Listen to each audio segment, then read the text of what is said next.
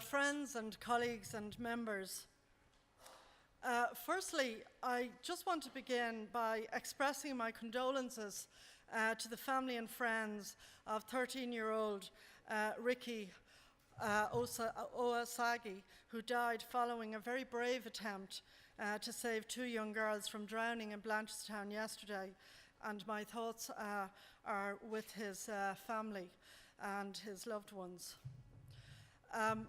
In terms of today's business, the election of a new leader of the Labour Party, some time ago, three members of Labour Youth, Angelina Cox, Lisa Connell, and Jenny Gartland, mounted a campaign to get Dublin's newest bridge named after Rosie Hackett.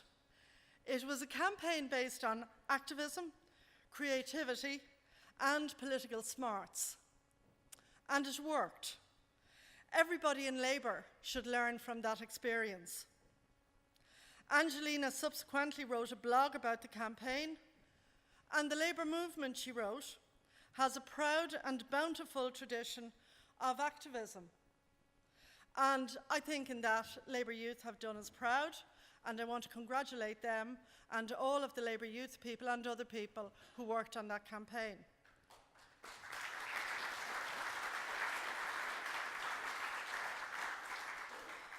That tradition has served both the party and wider society well. This week, I published a revised gender recognition bill which will give legal recognition to transgender people from the age of 16, meaning their acquired or preferred gender will be fully recognised by this state. Labour LGBT fought for this reform, and Labour in government has pushed it over the line. So congratulations to LGBT on this very important reform. So the Labour movement will continue to fight for equality, a theme that's been addressed all during this conference, on all fronts, from equal access to healthcare to equal access to marriage for same-sex couples. Now, old habits die hard. So just for one moment, I'm going to go back to my former career as a lecturer. I have a slide here that has now just gone up, showing a quote from a campaign speech delivered by a woman politician that I admire greatly, Elizabeth Warren, the Democratic senator from Massachusetts.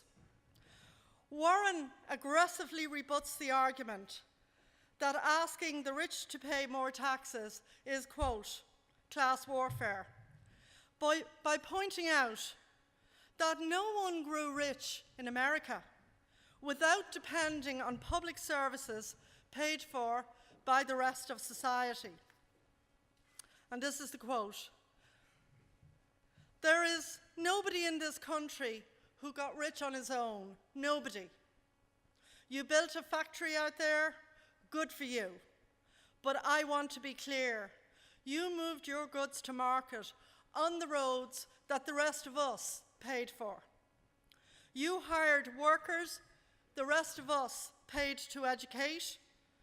You were safe in your factory because of police forces and fire forces that the rest of us paid for. Now look, you built a factory and it turned into something terrific, or a great idea. God bless, keep a big hunk of it. But part of the underlying social contract is to take a hunk of that and pay forward for the next kid who comes along." Notice that Warren has no problem with an enterprise culture that produces wealth, provided that those who benefit from it recognize the obligation to provide quality public services for all. This is social democratic thinking at its best. I met Thomas Piketty yesterday in Dublin. His groundbreaking book, Capital in the 21st Century, is making waves across the world. Piketty's theme is the destructive effect of the widening gap between rich and poor that has developed under modern capitalism. He and Senator Warren are in essence making the same point: the need for a war on inequality.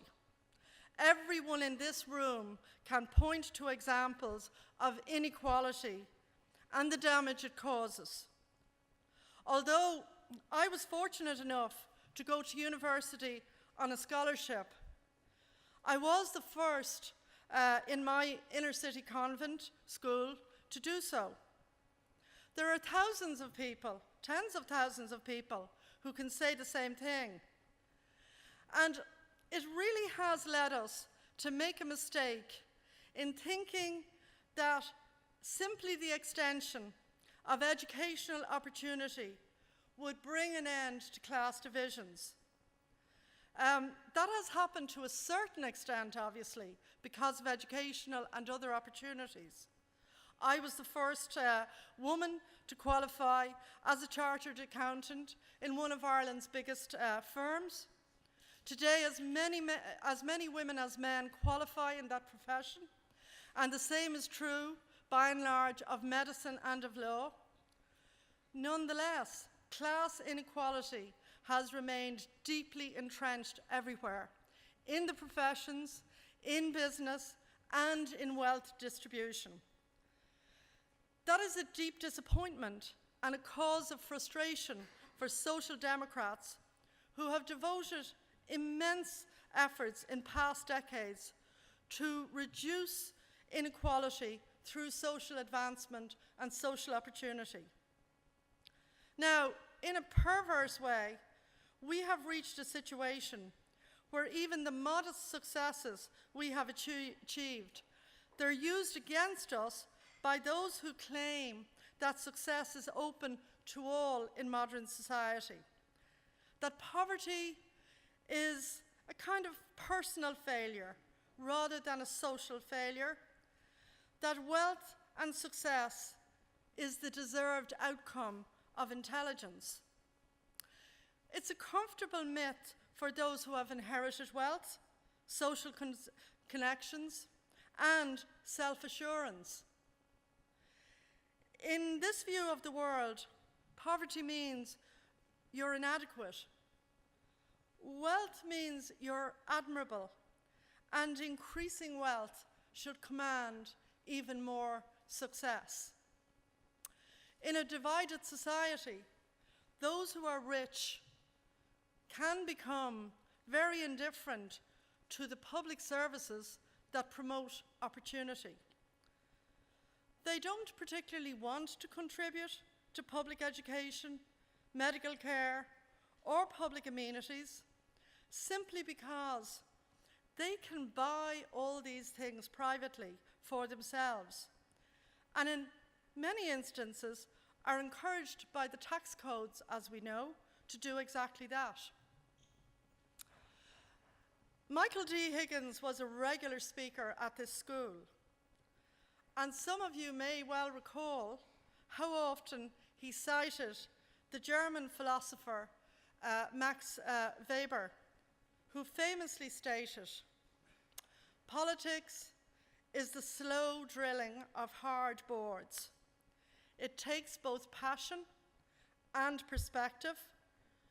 It requires a steadfastness of heart which can brave even the crumbling of all hopes." In other words, change often comes in excruciating increments, but the critical thing is that change can be achieved, provided we are passionate about it and prepared to fight for it. It's why I secured the Youth Guarantee, an EU-wide initiative agreed under Ireland's presidency to prioritise work, training, and education opportunities for young people. Unemployment when young leaves permanent scars. It can reduce a person's wage earning potential permanently and affect their long-term well-being too. Jobs and inequality are closely linked.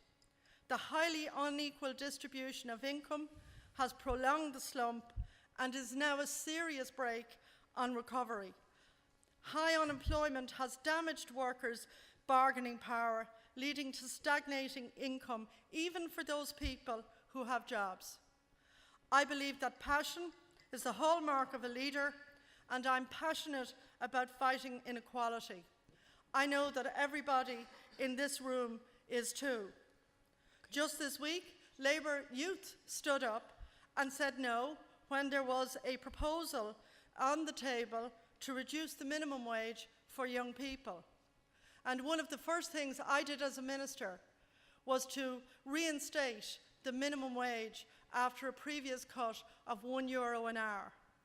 One of the first things I will do as Labour leader is to seek an independent low pay commission to look at low pay and to look at 0 hours contracts. It's all about getting people back to work, helping small businesses to prosper, building social and affordable homes and new schools, investing in health and reducing inequality at every turn. It will involve a battle, but many of you in this room have never been afraid of a battle.